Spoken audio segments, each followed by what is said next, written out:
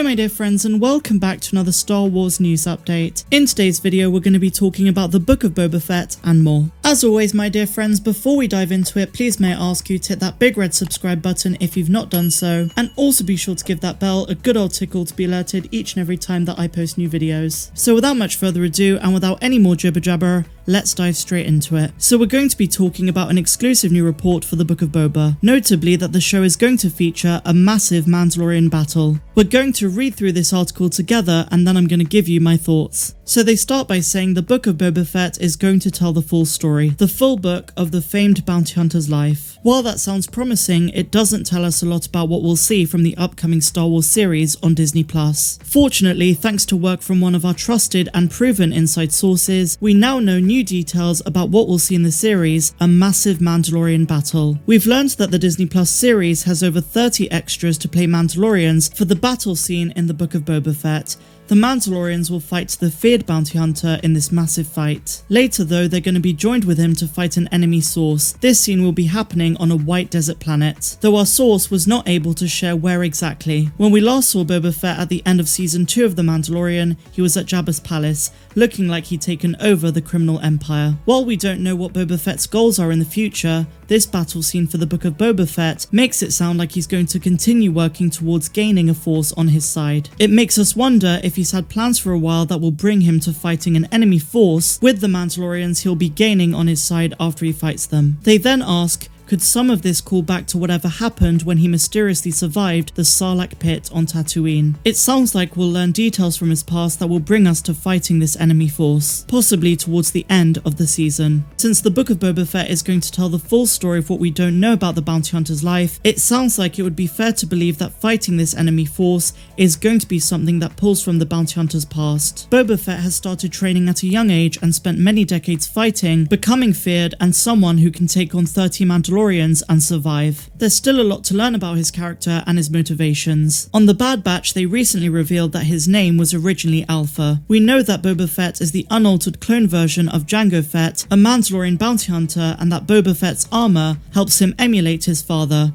It could be that in the Book of Boba Fett, the Mandalorians he chooses to fight in this first battle are random. While our source didn't say that Boba Fett specifically seeks out these 30 plus Mandos, it sounds more likely that there will be personal significance to the group he chooses to fight and get on his side for the later fight. It also sounds like the writers for Star Wars are setting up groundwork to build Boba Fett's backstory and explain why it is that he's going to come to want a fierce group on his side to fight this unknown enemy force. Unfortunately, we don't know yet who this enemy force is, and it feels like that's something that would reveal a whole lot about the plans for the Book of Boba Fett. Now evidently guys, this report is just a rumour, but it's interesting nonetheless. A full-blown live-action Mandalorian battle sounds absolutely insane, and I think that's something we all want to see. Now we really need to talk about the implications of this rumour. If there are 30 or more Mandalorians, chances are we might know a couple of them. If at first they're enemies, is it possible that the big clan of Mandalorians is one we already know? For example, the Night Owls. Now, apart from these 30 Mandalorians, there are other Mandalorians who are undoubtedly going to appear in the series. The most obvious candidates are Bo-Katan and Djarin. But what if by this point in the timeline Omega is a Mandalorian, and she might even be sporting her own armor? After all, she is an unaltered clone of Jango Fett. And to this extent, I do think it's increasingly likely that we are going to see Omega in the Book of Boba. And if so, then the Bad Batch is a nice little backstory. Another Mandalorian that they could bring in is Sabine Wren, although I think they're going to save her first live-action appearance for the Ahsoka series. Overall, though, the Mandalorian universe is really going to expand the Star Wars universe on the whole and make vital connections between the movies and the shows. Dave Filoni in particular seems really keen on making links between the Bad Batch, Rebels and the Mandalorian. We've already gotten Hera Syndulla from Rebels in the Bad Batch, and now that she's met Omega, it strongly hints that she's going to be back in some way in the Mandalorian universe, either in Ahsoka or the Mandalorian Season 3. Another option outside of the Mando-verse is of course the Cassian Andor series. Now on the subject of the Book of Boba Fett on the whole, I've seen others rightly point out that the show could be the perfect place to bring in other clones who survived. For example, either Captain Rex or maybe even surviving members of the Bad Batch. Of course, they would be really old by that point, but I can't help but feel that Lucasfilm are definitely setting up more for them. Perhaps even a live-action debut for those who survived. My money is on Echo.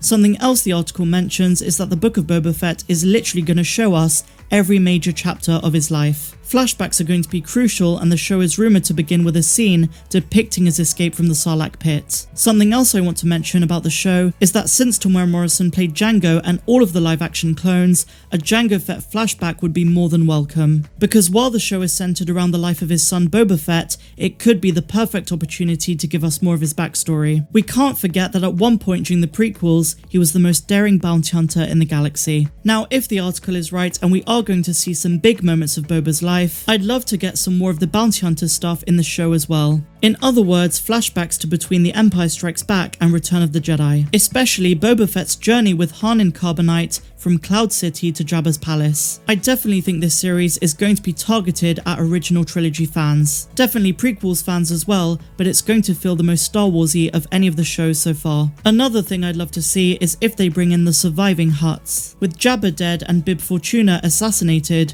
the Hutts might be after the palace and Jabba's inheritance. In this case, the one Hutt who I want to see above all of them is Rotta from the Clone Wars. So come on Lucasfilm, make this happen. We haven't seen too many Hutts in live action, but love them or hate them, they play a massive role in the scum and villainy that takes place in the galaxy. And where better to reintroduce them than on Tatooine in the Book of Boba Fett. But what do you guys think? I want to know all of your thoughts in the comments down below. Are you looking forward to the Book of Boba Fett? What do you think we can expect? And what do you make of this rumour that we are going to see over 30 Mandalorians in the series?